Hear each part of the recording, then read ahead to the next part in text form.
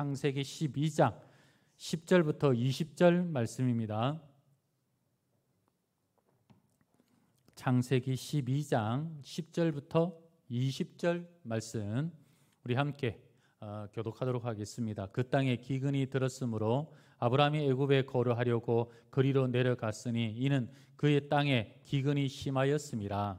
그가 애굽에 가까이 이르렀을 때 그의 아내 사레에게 말하되 내가 알기에 그대는 아리따운 여인이라. 애굽 사람이 그대를 볼 때에 이르기를 이는 그의 아내라 하여 나는 죽이고 그대는 살리리니 원하건대 그대는 나의 눈이라 하라. 그러면 내가 그대로 말미암아 안전하고 내 목숨이 그대로 말미암아 보존되리라 하니라. 아브라함이 애굽에 이르렀을 때에 애굽 사람들이 그 여인이 심히 아름다움을 보았고 바로의 고관들도 그를 보고 바로 앞에서 칭찬하므로 그 여인을 바로의 궁으로 이끌어 들인지라. 이에 바로가 그로 말미암아 아브라함을 후대함으로 아브라함이 양과 소와 노비와 암수 나귀와 낙타를 얻었더라. 여호와께서 아브라함의 아내 사레의 일로 바로와 그 집에 큰 재앙을 내리신지라. 바로가 아브라함을 불러서 이르되 내가 어찌하여 나에게 이렇게 행하였느냐? 내가 어찌하여 그를 내 아내라고 내게 말하지 아니하였느냐? 내가 어찌 그를 누이라 하여 내가 그를 데려다가 아내를 삼게 하였느냐? 내 아내가 여기 있으니 이제 데려가라. 같이 봅니다. 바로가 그 사람들에게 그의 일을 명하며 그들이 그와 함께 그의 아내와 그의 모든 소유를 보내었더라. 아멘. 네, 할렐루야. 네, 반갑습니다. 우리 옆 사람 우리 반갑게 인사하도록 하겠습니다. 잘 되고 있습니다. 네, 더 잘 될 줄 믿습니다. 네, 반갑습니다. 예, 예, 고맙습니다. 예, 얼마나 인사하실 때가 제일 기쁘신 것 같아요. 온라인으로 참여하시는 분들에게도 하나님의 축복과 은혜가 넘치기를 소망합니다. 오늘은 이제 하나님의 축복의 원리 두 번째입니다. 지난주 말씀 기억하십니까? 축복의 원리 첫 번째가 뭐라고 그랬어요? 심은 대로 거두는 원리. 그래서 심는 대로 거두는 게 축복의 원리 첫 번째입니다. 그 다음에 두 번째 원리는 뭐냐? 하나님의 축복을 받기를 원한다면 우리가 축복을 받을 수 있는 그릇이 되어야 돼요. 그릇이 준비될 때에 우리가 축복을 받을 수가 있습니다. 성경에 보면은 우리를 그릇으로 비유하는 경우들이 여러 군데 나옵니다. 하나님은 토기장이시고 우리는 진흙입니다.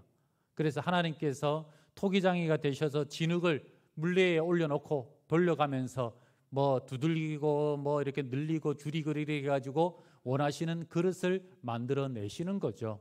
그래서 그 그릇대로 이제 하나님 앞에 축복을 받아서 쓰임을 받게 되는 겁니다. 아무 그릇이나 아무데나 쓸 수 있는 게 아니라는 거예요. 하나님께서 원하시는 그릇으로 우리를 빚어가시고 만들어 가시는 그 과정 속에서 우리가 하나님을 발견하고 그리고 그 그릇이 되었을 때 우리는 축복과 은혜를 누리게 되는 겁니다. 한 100여 년 전에 조선에 처음 선교사님들이 오셨을 때에 많은 웃긴 일이 있었다고 그래요. 한 성도님들이 이렇게 선교사님 사택에 갔더니 하나 물건을 보고 깜짝 놀랐다는 거예요. 그게 뭐냐?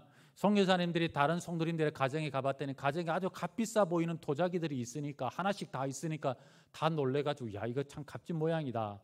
심지어는 거기 뚜껑까지 있어요. 그래서 그래 나도 이거 써야 되겠구나 싶어서 시장에 가가지고 그걸 샀대요. 사가지고 집에 갖다 놓고 거기다 물을 담아가지고 그 또 먼지 들어가지 말라고 뚜껑까지 덮어놓고 그래가지고 이렇게 쓰고 있는데 성도님들이 찾아오셔가지고 그걸 보고 거기서 물 따라 마시는 거 보고 기겁을 했다는 거예요. 왜? 그게 뭐예요? 요강인 거예요.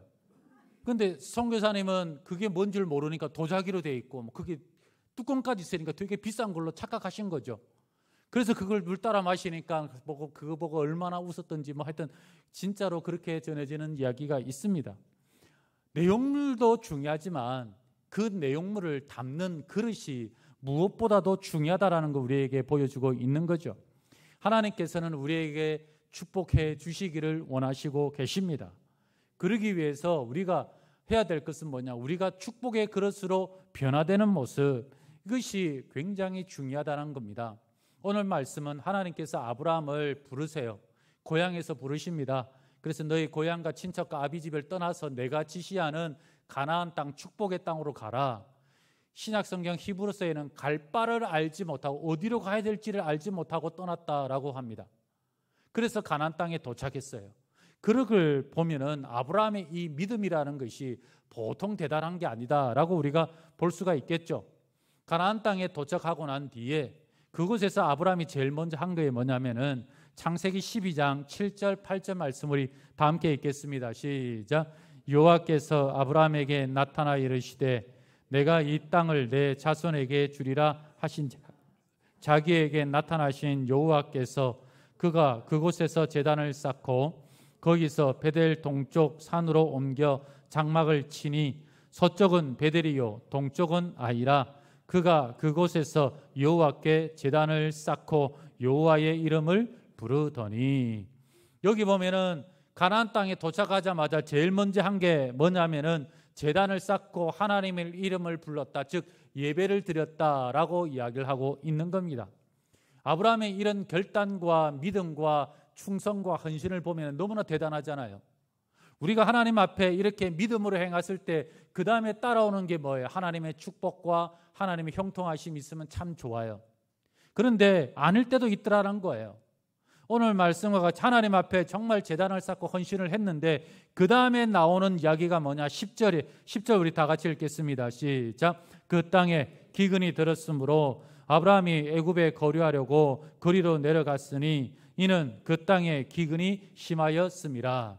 여러분 오늘 이 말씀에 보면 아무것도 안 나와 있지만은 아브라함이 고민했던 그 고민의 흔적들이 있지 않을까 싶어요.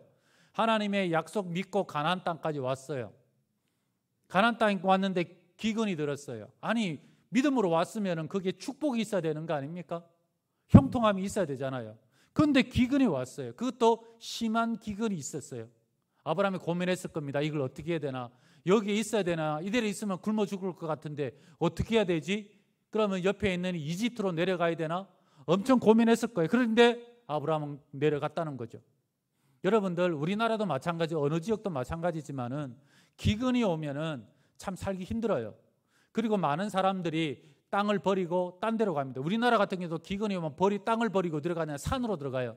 산에 들어가서 나무를 베고 불을 질러서 거기에서 곡식을 뿌려서 먹죠. 그걸 화전민이라고 하지 않습니까? 어느 나라든지 다 그렇게 살았다는 거예요. 아브라함도 어쩔 수 없이 이제 이집트로 내려갔답니다. 우리가 살다 보면 이런 경우들이 굉장히 많다는 거예요. 비슷한 경우가 출애굽할 때입니다. 이스라엘 백성들이 하나님 말씀에 순종하여서 애굽에서 나왔어요. 나오면은 어때요? 잘 돼야 되잖아요. 복이 있어야 되잖아요. 형통해야 되잖아요. 나왔는데 앞에는 홍해가 가로막고 뒤에는 애굽의 군사들이 쫓아와가지고 죽이겠다고 달려들고 있어요. 이런 걸 도대체 우리가 어떻게 해석해야 될 것이냐? 하나님이 인도하시는 게 맞냐? 하나님 살아계신 게 맞나? 아니면 내가 진짜 제대로 하고 있는 게 맞나? 우리가 이런 의심, 이런 생각을 피할 길이 없습니다. 적어도 하나님께서 함께 하신다면은 가나안 땅까지는 들어가게 해 주셔야 되잖아요. 그런데 그런 게 없다는 거예요. 우리가 여기에서 잊지 말아야 될 게 우리가 열심히 헌신하고 충성하고 신앙생활을 한다 할지라도 이런 고난이 올 수도 있다라는 것을 잊지 마시길 바랍니다. 내가 열심히 했는데 대학에 떨어져요. 열심히 헌신했는데 취직이 안 돼요. 사업이 어려워요. 자녀들이 안 된다는 소리를 들어요. 그럴 수도 있다는 거예요. 이런 가운데서 왜 하나님께서 우리에게 이런 어려움을 주시느냐? 왜 주시는 걸까? 나 예수님 잘 믿고 있는데 왜 하는 걸까? 이것을 통하여서 우리가 하나님께서 우리에게 어려움 주시는 이유를 알아야 되는 거예요. 그것이 뭐냐? 하나님께서는 우리를 축복을 담을 수 있는 축복의 그릇으로 만들고 계시다라는 것을 여러분들 믿으시기를 바랍니다. 우리가 이걸 놓쳐버리면 안 되는 거예요. 안 그러면은 운이 나빠서 내가 이런 일 당하는 거지, 그렇게 생각할 수가 있다는 거예요. 아무리 그 미슐랭 3스타 셰프라 할지라도, 아무리 좋은 요리를 만든다 할지라도 만약에 그 만든 요리를 개밥그릇에 갖다 주면은 그 밥은 뭐가 되는 거예요? 개밥밖에 안 되는 거예요. 그런 것처럼 우리에게 아무리 훌륭한 하나님의 축복을 주고 싶어도 우리가 그릇이 준비되어 있지 않으면 그 축복을 담기가 어렵다는 겁니다. 우리가 인생을 살면서 많은 어려움이 있고 고난이 있는데 이 고난이 하나님께서 우리에게 주시는 이유가 뭐냐?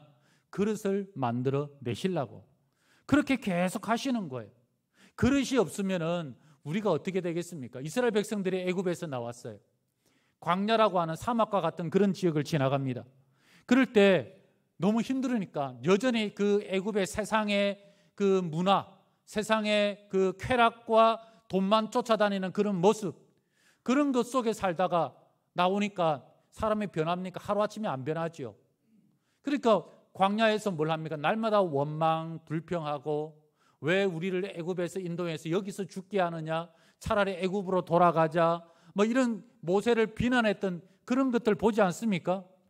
그러니까 하나님께서 얘네들 아직 가나안 땅에 들어가기는 부족하구나. 축복을 받기에는 부족하구나. 그래서 어떻게 합니까? 이 광야라는 곳에 40년 동안 하나님께서 훈련시키는 거예요. 축복을 받을 수 있는 그릇으로 만들기 위해서. 아브라함도 마찬가지예요. 지금으로 보면 이제 뭐 이란 땅인데 그 4대 문명의 발상지 아닙니까? 티그리스 유프라테스 강 그 지역에 그 찬란한 문화에 살던 사람이 하나님 말씀 순종해서 가나안 땅에 왔어요. 온다고 해서 왔다고 해서 하루아침에 자기 자신이 변화됩니까? 아니죠. 변화되지 않아요. 그 여전히 고향에 있던 그 방식대로 그 문화 속에서 그 즐거움 속에서 그런 세상 문화 속에서 사는 거예요. 그러니까 하나님께서 기근이라는 것을 통하여서 아브라함을 훈련시키려고 하는 겁니다. 그런데 아브라함은 어땠어요? 힘들잖아요. 죽을 것 같잖아요. 그러니까 도망쳐버리는 거예요. 어디로? 이집트로, 애굽으로 도망가게 되는 겁니다. 여러분들 잊지 마십시오. 하나님께서 택한 백성은 아무리 도망다닌다 할지라도 하나님께서 내버려 두지 않습니다. 반드시 여러분들 붙들고 다시 이 자리에 앉게 하세요. 여러분 잊지 마십시오. 여러분은 포기해도 하나님은 절대 포기하지 아니하신다라는 거예요. 그래서 하나님께서는 애굽까지 같이 내려가셔가지고 그래서 오늘 말씀이 그 애굽에서 있었던 이야기 아닙니까? 바로 그런 거라는 거예요. 하나님께서는 우리를 변화시키기를 원하십니다. 옛날에 보면은 그 우물가 옆에 보면은 거기에서 아낙네들이 앉아서 빨래를 하잖아요. 빨래할 때 어떻게 합니까? 그 흐르는 물에 그냥 빨래 던져 놓으면 자동적으로 되나요? 안 되죠. 거기에다가 그냥 빨래비누 팍팍 문질러 가지고 그 하얀색 말표 빨래비누 있잖아요. 팍팍 문지르고 그 다음부터 뭐 해요? 방망이로 두드려 패는 거예요. 계속 때리는 거예요. 뭐 하려고? 세상에 묻었던 더러운 때들, 먼지들 뭐 이런 것들 계속 두드려야 이게 빠지니까. 그리고 나서 헹구지 않습니까? 똑같은 거예요. 아무리 가나안 땅이 왔다 할지라도 하나님께서 이때부터는 여러분들 훈련시키는 거예요. 계속 훈련시키고 그래서 기근이라는 그 몽둥이로 훈련시키기 시작을 하는 겁니다. 그런데 아브라함은 어떻게 했어요? 그냥 도망쳐버린 겁니다. 시험 보는 학생이 시험이 힘들다고 해서 도망치면 되겠어요?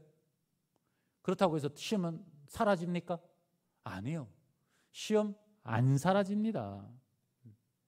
그러니까 시험 또 봐야 되는 거예요. 시험이 도망치고 싶은 마음이 들 정도로 어려운 이유가 뭐냐? 시험이 어려워야 다음에 똑같은 실수 안 하기 때문에, 다음에 똑같은 문제 틀리지 않기 때문에, 그러니까 어려운 거예요. 무슨 일이 있어도 가나안 땅에서, 이 축복의 땅에서 시험이 들고 어려워도 가나안 땅 떠나지 말라는 게 하나님의 뜻입니다. 그런데 아브라함은 힘드니까 쪼르륵 떠나버린 거죠. 시험 풀지 않고 떠나버리면 절대 실력 늘지 않는다는 거예요. 한 선생님이 학생들을 공부시키기 위해서 학교에 학급 학훈을 갖다 급훈을 갖다 이렇게 만들었대요. 그래서 뭘로 만들었느냐? 내신 1등부터 3등급은 치킨을 시켜 먹고 4등급부터 6등급은 치킨을 배달하고 7등급부터 10등급은 치킨을 튀긴다. 이렇게 해놓으니까 학생들이 그거 보고 공부했을까요? 안 했을까요? 공부를 한 게 아니라 다시는 치킨을 안 먹었답니다. 어찌됐든 문제 안 풀고 도망가면 어떻게 될까요? 안 풀고 도망가면 쉴 것 같습니까? 비슷한 예가 성경에 보면 요나 선지자 이야기가 나옵니다. 요나 선지자에게 가가지고 하나님 말씀 전하려고 했더니 도망쳐버리죠. 도망치니까 어떤 일이 당해요? 폭풍 만나고 선원들한테 욕먹고 바다에 던져지고 물고기 뱃속에 들어가가지고 3일 동안 거기에서 이렇게 살듯 하다가 결국은 거기서 나오게 되죠. 도망간다고 해서 답이 되느냐? 아닙니다. 어찌됐든 간에 남아서 숙제를 풀어야 되는 거예요. 아브라함은 애굽으로 도망갔어요. 무엇 때문에? 기근이 들었으니까, 먹고 살 게 없어서. 애굽에 내려갔더니 문제가 해결이 됐느냐? 해결됐어요. 먹고 사는 문제가 해결이 됐어요. 하지만 더 큰 문제가 뭐냐? 또 다른 문제가 생기더라는 겁니다. 이게 세상으로 갈 때에 그때부터 나타나는 증상이에요. 애굽에 내려갔더니 바로가 자신의 아내를 데려가 버린 거예요. 왜냐하면 아브라함이 아내를 누이라고 했거든요. 아내를 갖다가 누이라고 해요. 원래는 누이는 맞아요. 여동생이긴 맞는데, 근데 그거를 또 누이라고 했어요. 아내를 결혼했으면 아내라고 해야지. 근데 아내를 바꿔버린 거죠. 어떻게 바뀌었느냐? 창세기 12장 14절 15절을 같이 읽겠습니다. 시작. 아브라함이 애굽에 이르렀을 때에 애굽 사람들이 그 여인이 심히 아름다움을 보았고 바로의 고관들도 그를 보고 바로 앞에서 칭찬함으로 그 여인을 바로의 궁으로 이끌어 드린지라. 여기는 바로의 궁으로 이끌어 드렸다, 이렇게 표현을 합니다. 아내를 얻었으니까 바로가 뭘 주겠죠. 뭘 주겠어요? 16절 같이 읽을까요? 시작. 이에 바로가 그로 말미암아 아브라함을 후대함으로 아브라함이 양과 소와 노비와 암수 나귀와 낙타를 얻었더라. 여러분, 돈이 중요합니까? 아내가 중요합니까?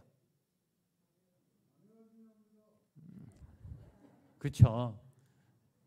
그래도 마음속에 그래도 돈이 중요하다고 생각하시는 분이 있을 수는 있을지는 모르겠지만 아내를 주니까 돈을 얻은 거예요. 기근을 피해서 가가지고 돈을 얻었습니다. 그렇지만 돈은 하나를 얻었는데 그 다음부터 무슨 일이 생겨요? 몇 가지 문제가 터지기 시작을 하는 거예요. 이게 세상으로 갈 때에 우리에게 나타날 모습입니다. 참 여러분들 좀 오늘 말씀이 너무 얄궂지 않습니까? 하나님 앞에 믿음으로 순종해서 가나안 왔더니 기근이 생겨요.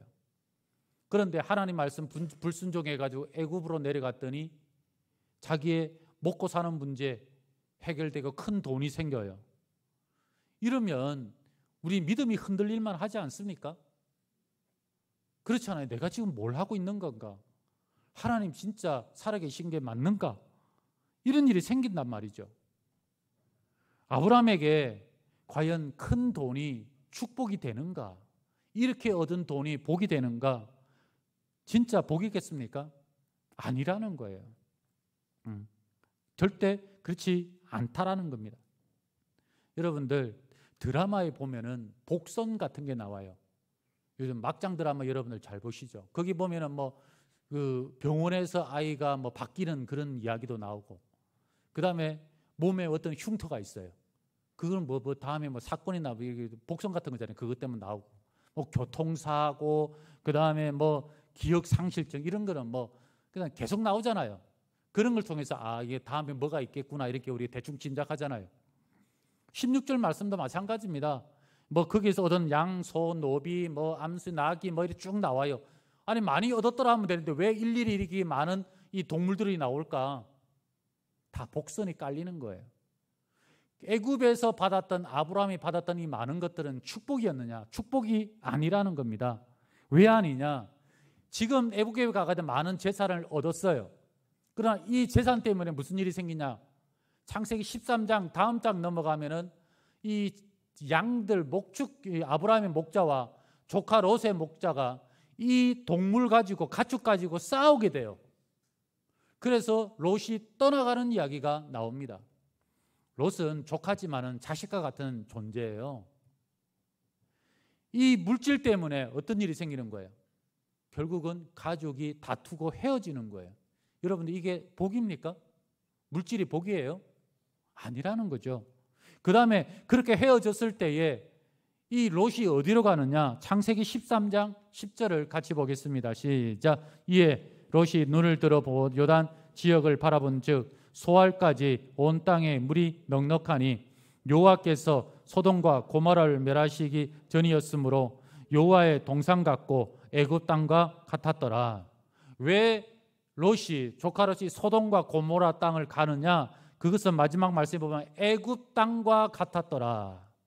애굽에 안 내려갔으면은, 애굽의 그 세상에 찬란했던 문화를 안 봤으면, 피라미드도 안 보고 스핑크스도 안 보고 그 엄청난 걸 안 봤으면 소돔과 고모라로 갔을까요? 안 갔을 수도 있다는 거예요. 그런데 세상의 맛을 보니까 너무 좋은 거예요.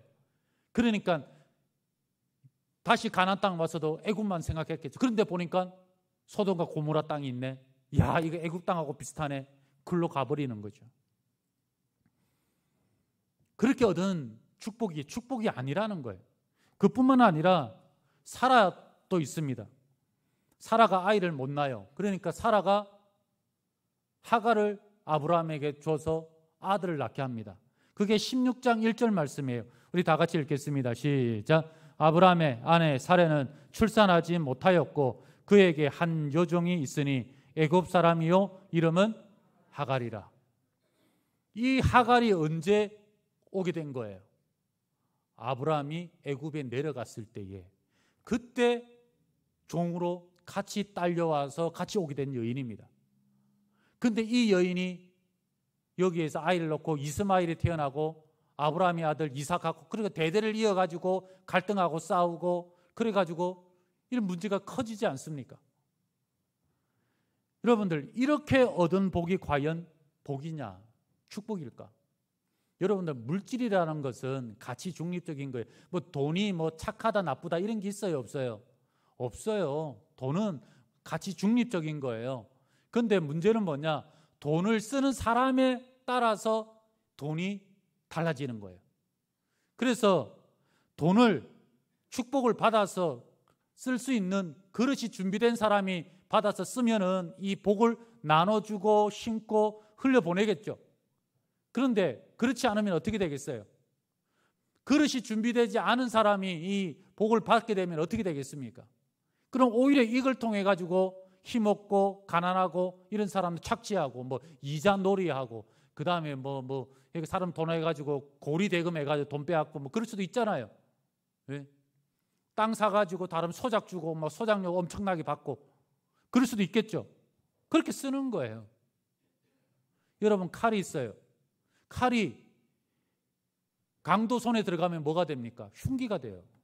근데 똑같은 칼이라도 의사의 손에 들어가면 사람을 살리는 도구가 되지 않습니까? 그러니까 하나님께서는 우리에게 뭘 하시기를 원하시느냐? 준비되기를 원하시는 거예요. 축복을 담을 수 있는 그릇이 준비되기를 원하는 거예요.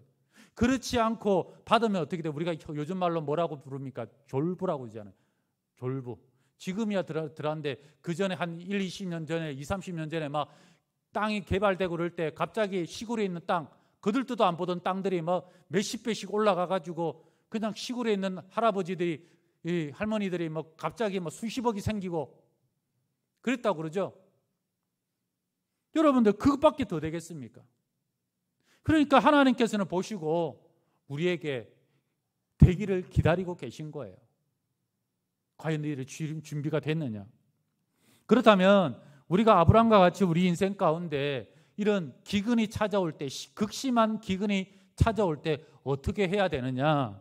어떻게 되겠습니까? 출애굽기 14장 13절을 같이 읽겠습니다. 시작. 모세가 백성에게 이르되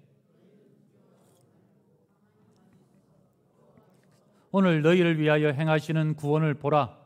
너희가 오늘 본 애굽 사람을 영원히 다시 보지 아니하리라. 여기 보면은 가만히 서 있으라는 거예요. 가만히 서서 하나님께서 행하시는 구원을 보라. 기근을 하나님께서 주셨으면은 다시 비를 주시지 않겠습니까? 그럼 그때까지 여러분들, 우리가 뭐 한다고 해서 비가 와요? 안 오잖아요. 그러니까 가만히 서 있으라는 거예요. 서 있으면서 하나님께서 다시 우리를 축복해 주실 줄 믿고 기다리면 되는 거예요. 모든 게는 다 때가 있습니다. 그래서 기근도 때가 있고 그 다음에 축복도 때가 있는 거예요.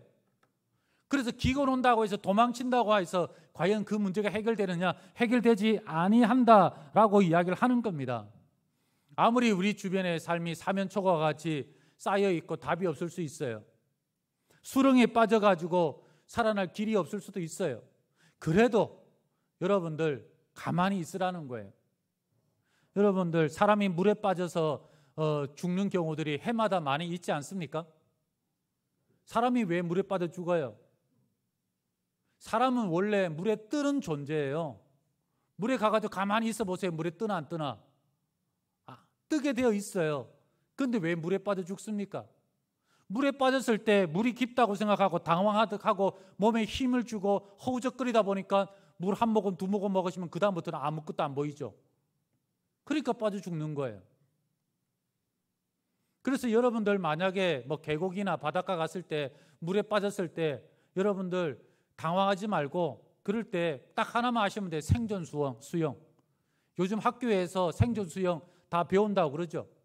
생존 수영을 어떻게 하느냐? 물이 있으면 그냥 앞으로 누우면 안 되잖아요. 그럼 숨 못 쉬니까 뒤로 누워가지고 그냥 팔 다리 벌리고 가만히 있으면 된대요. 그럼 쉽구나. 이게 안 쉬워요. 힘 빼는 게 얼마나 힘든데요. 핵심은 뭐냐? 목에 힘 주면 안 돼요. 목에 힘 주면 깔아앉아요. 그러니까 목에 힘을 딱 빼고 목을 뒤로만 제치고 있으면 뜨게 되어 있어요. 그러면 이제 어디까지 되느냐? 코하고 입술은 나오는데 귀까지는 물에 잠기죠. 저도 해보니까 그러더라고요. 아니 우리 숨 쉬는데 코하고 입만 있으면 되지 뭐 눈으로 귀로 숨 쉬는 건 아니니까. 그리고 가만히 있으면 그럼 뜨는 거예요. 그리고 여러분 그렇게 하시면 됩니다. 당황하지 않고 가만히 있으면 돼요. 목에 힘만 빼고. 그러다가 옆에 보면은 뭐 요만한 스티로폼이나 나무 조각이나 페트병 있으면은 그거 어떻게 해요? 사람들이 그거 붙잡으려고 하다가 허우적거리다가 또 빠져 죽어요. 여러분 작은 거니까 쓸모 없죠. 쓸모 없어도 그거를 그렇게 막 안으려고 하면은 아무 힘이 없죠. 그럴 때 어떻게 하느냐? 아주 약한 작은 스티로폼이라도 그냥 목 뒤에 받치고 가만히 있으면 돼요. 목만 뜨면 되는 거니까. 이걸 뭐 가슴에 품으려고 해서 이거 뜰 수 있겠어요? 못 뜨지. 그러니까 목 뒤에 받쳐놓고 가만히 있으면 그 다음부터는 뭐 반나절이든 하루든 그렇게 심지어는 며칠 동안 살아가지고 구조받았던 그런 사람도 있지 않습니까? 그렇게 하면 되는 거예요. 신앙의 원리도 마찬가지입니다. 내 앞에 어려움이 있고 고난이 있어요. 이거 하나님께서 나를 그릇을 만드시려고 훈련시키시려고 하시는 모양이구나. 도망가지 말자. 그리고 그냥 가만히 힘 빼고 기다리시면 돼요. 근데 그냥 있으면 어려우니까 뭘 붙드냐? 하나님 말씀 하나 붙드는 거예요. 그때는 말씀이 너무 작아 보입니다. 있으나 없으나 한 것처럼 보일 수도 있어요. 그러나 그 말씀 하나 딱 붙들고 목 뒤에 딱 받쳐놓고 하나님께서 도와주시겠지. 얼굴만 내밀고 가만히 있다 보면 때가 되면 하나님 구주대를 보내셔가지고 우리를 도와주시지 않겠습니까? 하나님은 왜 복 대신에 위기를 주시나? 이유는 간단해요. 시선을 하나님께 고정하기 위해서. 우리는 세상 살면서 너무 많아요. 많은 것 중에 우리 하나님은 딱 그 중에 한 분이에요. 여러분들 가정 가운데 그 반려견을 키우는 가정이 있죠. 주인이 볼 때 반려견은 많은 존재 중에 하나밖에 안 돼요. 그런데 반려견의 입장에서 볼 때는 뭐예요? 주인은 전부예요. 자기 전부예요. 주인은. 시각이 다른 거예요. 하나님께서 우리에게 원하시는 모습이 뭐냐? 내가 전부가 되기를 원하시는 거죠. 그래서 그 고난 속에서 어려움 속에서 주님 바라보는 그 훈련하는 거예요. 내가 이래도 견딜 수 있겠니? 어려움이 있어도 견딜 수 있겠니? 훈련하는 거예요. 우리는 살다 보면은 문제 당하고 어려움 당하고 이럴 때 막 낙심하고 절망하지만은 그러나 그 속에서 하나님께서는 하나님의 사랑을 보여주시고 하나님의 전능함을 보여주시고 하나님의 은혜와 성품을 보여주시고 그러면서 얼마나 우리를 사랑하시는지를 보여주세요. 고난 속에서 우리는 하나님을 만날 수 있게 되는 겁니다. 저는 우리 성도님들이 어려움 안 당하는 분이 있습니까? 고난 안 당한 분 있어요? 그 속에서 하나님 만나고 깊이 교제하시길 바랍니다. 그럴 때 하나님이 얼마나 위대하시고 크시고 사랑이 깊으신지를 몰라요. 저는 우리 성도님들이 축복받는 인생 살았으면 좋겠습니다. 축복받는 인생 살기 위해서는 여러분의 삶 본질이 바뀌어야 돼요. 그냥 되는 게 아니고 본질이 바뀌어야 축복받는 인생으로 바뀔 수가 있다는 겁니다. 농사를 짓는 분들은 농약 안 치면은 이게 농사 안 된다고 그러죠. 워낙 벌레가 많으니까. 저도 한번 배추를 심어봤더니 이 배추벌레가 아주 다 갉아먹어요. 어디서 날라왔는지 하여튼 다 갉아먹어요. 농약 안 치면 안 된다는 거예요. 제가 그전에 한번 말씀드렸죠. 일본에 보면은 아오모리 현에 보면은 유명한 게 있대요. 그게 뭐냐, 사과. 그래서 아오모리 사과라고 이제 유명한데, 여기 보면은 이걸 이제 이야기를 해가지고 그 기적의 사과라고 하는 영화도 만들어진 게 있습니다. 이 이야기가 뭐냐면은 그거예요. 사과밭을 이제 경영하는데 그 사과가 이제 뭐 벌레 생기고 이러니까 농약 뿌릴 거 아니겠습니까?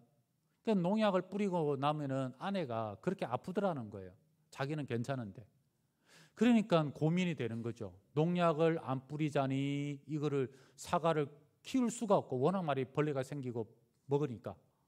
그러잖아요. 농약을 뿌리자니 아파서 또 안 할 수도 없고 이거 이럴 수도 없고 저럴 수도 없다가 결국은 어쩔 수 없이 어떻게 하겠어요? 아내가 아프니까 그냥 냅둬버렸대요. 냅둬버리니까 잡초는 잡초대로 자라지, 벌레 생기지, 뭐 하지, 그냥 농사가 안 되는 거죠. 아버지는 네가 지금 농사를 말아먹으려고 그러냐, 아버지는 또 뭐라고 그러지. 그러니까 막 괴로워가지고 너무 괴로웠대요. 한 6년을 갖다가 그렇게 냅뒀더니 농사가 아예 그냥 뭐 엉망이 되더라는 겁니다. 그리고 난 뒤에 이제 이 사람이 너무 답답해가 산에 올라갔는데 산에 가서 뭘 했느냐, 환상을 봤대요. 뭘 봤느냐, 이 땅을 파봤더니 땅에 막 지렁이나 이런 것들이 많이 있을 거 아니에요. 그런 것들이 기어다니는 환상을 본 거예요. 보고 나서 깨달았답니다. 아, 맞다. 답이 여기 있구나. 답이 여기 있구나. 그래가지고 자기도 좀 내려와가지고 사과밭에 땅을 파봤더니 막 안에 지렁이고 뭐고 뭐 벌레들이 막 엄청 지글지글하죠. 그래서 아, 이거구나. 그리고 냅뒀대요. 냅두고 7년째 되니까 처음으로 사과나무에 꽃이 다시 피기 시작을 하더랍니다. 꽃이 피고 나서 그 다음에 사과가 열리는데, 보통은 여러분들 사과 아시다시피 사과 꼭지 해봤자 얼마나 굵겠어요. 그러니까 아주 뭐 나무젓가락보다 작잖아요, 이렇게. 근데 그게 사과 꼭지에 열려있는 그 가지 있는 붙어있는 꼭지는 뭐냐면 굵기가 새끼손가락만 하더라는 거예요. 그리고 사과가 너무 이제 어떻게 해서 한번 따가지고 먹어봤더니 정말 맛있더라는 겁니다. 그래서 맞다, 이렇게 해야 되겠구나. 그렇게 해서 이제 뭐 비료도 안 쓰고 유기농으로만 다 하고 농약도 안 치고 뭐 수확물은 좀 적어도 그냥 그렇게 해가지고 하고 있는데, 어느 날 일본이니까 또 태풍 또 글러 가잖아요. 태풍이 왔대요. 와가지고 아오모리 현에 있는 사과나무에 사과들이 다 떨어졌대요. 다 떨어졌는데 이 집만 사과가 살아났다. 왜? 새끼손가락만 하니까. 붙어있는 게 새끼손가락 떨어지겠어요? 그러니까 이게 뭐 전국이 다 팔린 거죠. 그리고 난 뒤에 이제 이분이 이제 다 이렇게 다 떨어지고 나니까 자기밖에 없으니까 아이디어를 내가지고 태풍에도 떨어지지 않는 사과 해가지고, 그 보면 우리나라도 수능이 있지만 일본도 그런 시험이 있잖아요. 그거 사면 안 떨어진다고, 태풍에도 안 떨어졌다고. 그걸 해가지고 파니까 막 불티나게 팔리더라는 거죠. 그래서 인터넷에 이제 이 사과를 딱 팔겠다고 딱 내놓으면은 5분 만에 다 나간대요. 사과가. 그냥 금방 주문 들어와가지고 다 끝나버린다는 거예요. 그 정도로 엄청나게 팔리게 되더라라는 거죠. 여러분들, 우리의 인생의 비밀은 뭐냐? 비밀은 뿌리에 있는 거예요. 밭에 있는 거예요. 밭을 바꾸지 않으면 인생에 답이 없습니다. 그래서 우리가 하나님의 축복을 받고 싶으면 다 마찬가지일 텐데, 받을 수 있는 유일한 길은 뭐냐? 우리의 근본이 바뀌는 거예요. 그릇이 바뀌어야 되는 거예요. 세상 살기가 너무 어렵다고 해서 힘들다고 해서 쉽게 가자고 농약 치는 인생 살면 어떻게 되겠어요? 그럼 평생 그렇게 살아야 될 수밖에 없습니다. 힘들어도 농약 치지 말고, 벌레 생겨도 농약 치지 말고, 그렇게 밑 걸음부터 뿌리부터 다시 시작하면은 어떠한 태풍이 와도 견디게 될 줄 믿습니다. 인생에 있어서 세상의 문제들 당장 문제 해결하는 게 중요한 게 아니고요. 정말 내 신앙의 뿌리가 튼튼한가? 내가 진짜 하나님의 축복을 받을 수 있는 그릇으로 내가 지금 세워지고 있는가? 내가 변화되고 있고 성장하고 있는가? 저는 우리 성도님들이 여러분 스스로가 돌아보시기를 바랍니다. 다시금 우리가 말씀과 기도로 돌아오고 예배 가운데 다시 세워지고 은혜를 사모하고 주님과 교제하고 그렇게 하다 보면은 하나님께서 시험 다 통과되고 난 뒤에 하나님께서 놀라운 축복으로 인도하시지 않겠습니까? 시험에는 다 답이 있어요. 그리고 시험 잘 보면은 그만큼 축복도 있습니다. 저는 우리 성도님들이 하나님으로부터 공급받는 인생이 되시고, 그래서 어떠한 일이 있어도 움직이지 말고 그 어려움 속에서 변화되어서 하나님의 축복을 받는 그런 그릇이 되어 놀라운 축복의 인생 사시기를 그리스도의 이름으로 축원합니다. 축원합니다. 우리 함께 자리에 일어나셔서 우리 찬양 부르시고 합심해서 우리 기도하도록 하겠습니다. 나 주님의 기쁨 되기 원하네.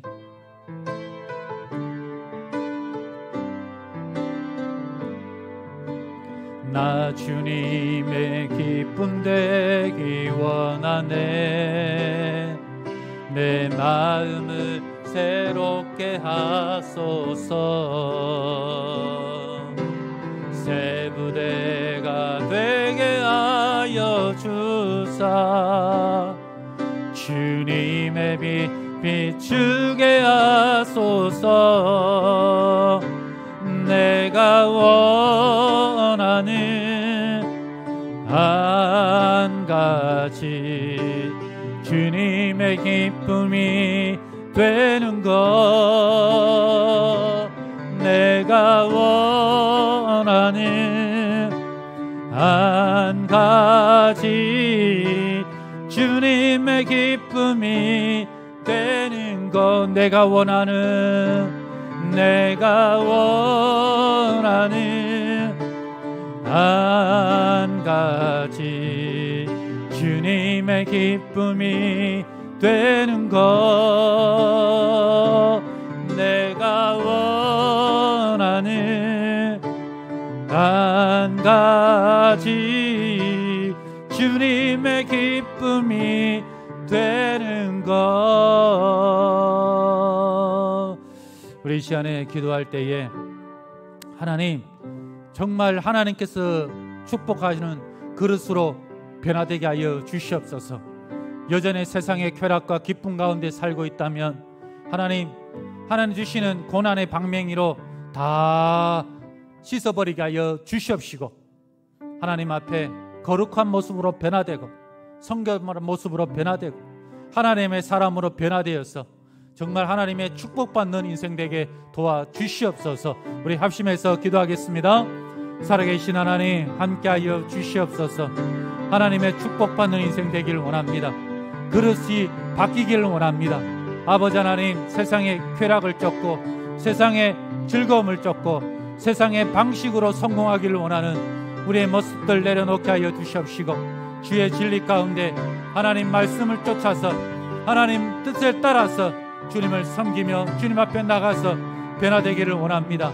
하나님, 그런 축복된 그릇이 되어서 하나님의 축복받기를 원하오니 주여 함께하여 주시고 복을 주시고 역사하여 주시옵소서. 하나님, 변화시켜 주시옵소서. 축복받기를 원합니다. 우리 성도님들, 우리 교회 복받게 하여 주시옵소서. 하나님께서 기뻐하시는 인생 되게 해주시고, 여전히 세상에 물들어서 세상의 축복과 세상의 즐거움만 쫓아다니는 그런 인생이 아니라 정말 하나님께서 기뻐하시는 그런 인생이 될 수 있도록 도와주시고, 그래서 하나님, 때로는 고난의 몽둥이가 우리를 내리친다 할지라도 믿음 가지고 흔들리지 않고 승리할 수 있도록 하나님 온전히 우리를 세워 주시옵소서. 지금은 우리 주 예수 그리스도의 은혜와 우리 하나님의 크신 사랑하심과 성령님의 교통하심이 세상의 고난 속에서 하나님의 뜻을 깨닫고 하나님의 축복의 그릇으로 만들어 가기를 원하는 사랑하는 우리 모든 성도님들 머리 위에, 가정과 자녀와 그리고 우리 교회 위에 지금부터 영원토록 함께 있을지어다. 아멘.